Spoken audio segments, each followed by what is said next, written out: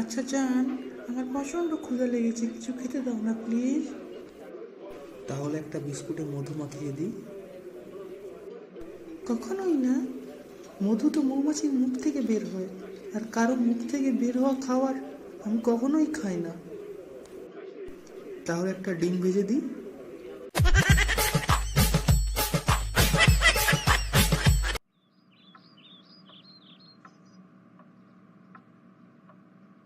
কি রে পচা, তুই কাঁদছিস কেন?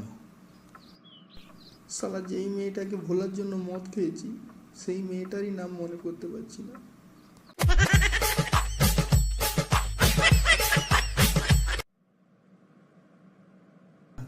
তোমাকে কাল ফাঁসি দেওয়া হবে, তো বলো তোমার শেষ ইচ্ছেটা কি? স্যার, আমি আমার ছেলের বিয়ে দেখে যেতে চাই। আচ্ছা ঠিক আছে, তো বলো তোমার ছেলের বিয়ে কবে? স্যার, আমারই তো এখনো বিয়ে হয়নি।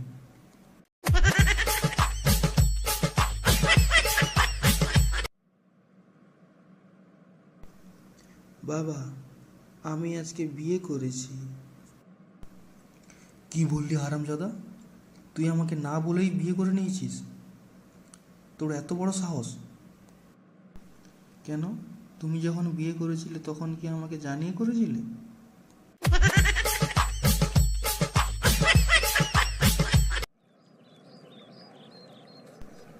আচ্ছা পচা, শোন, আমাকে একটা চিঠি লিখে দে তো।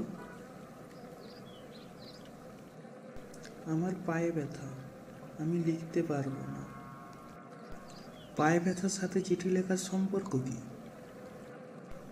কারণ আমার লেখা চিঠি আমি ছাড়া কেউ পড়তে পারবে না।